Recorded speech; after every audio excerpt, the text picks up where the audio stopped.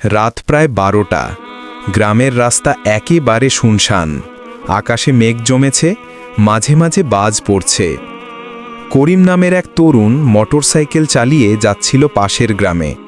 হঠাৎ সে দেখল রাস্তার পাশে এক বৃদ্ধ দাঁড়িয়ে আছে।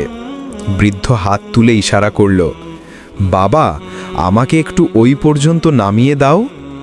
করিম প্রথমে দ্বিধা করল, রাত গভীর, অচেনা মানুষ। তারপরে দয়া করে তাকে মোটরসাইকেলের পেছনে বসালো। কিছু দূর যাবার পর করিম খেয়াল করল বৃদ্ধ কোনো কথা বলছে না, কেবল ঠান্ডা বাতাস তার গায়ে লাগছে। হঠাৎ এক সময় সে পিছনে তাকিয়ে দেখল মোটরসাইকেলের সিট ফাঁকা। ভয়ে তার শরীর জমে গেল।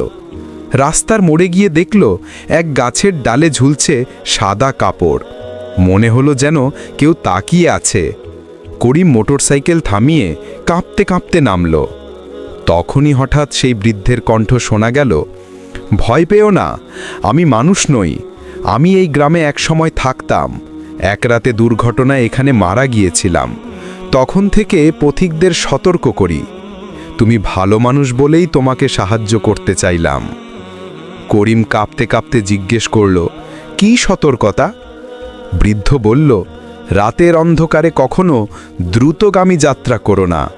লোভে, তাড়াহুড়োয়, অসতর্কতায় জীবন শেষ হয়ে যেতে পারে, যেমন আমি হয়েছিলাম। মনে রেখো, জীবনটা আল্লাহর অমূল্য দান, এর যত্ন নিতে শিখো। এ কথা বলে বৃদ্ধ মিলিয়ে গেল অন্ধকারে। সেদিন থেকে করিম কখনো বেপরোয়া গতিতে বাইক চালায়নি। গ্রামের মানুষকেও সে সবসময় সাবধান করত। শিক্ষণীয় বিষয়, ভয় আমাদের সতর্ক করে। জীবনের প্রতিটি কাজে সাবধানতা জরুরি।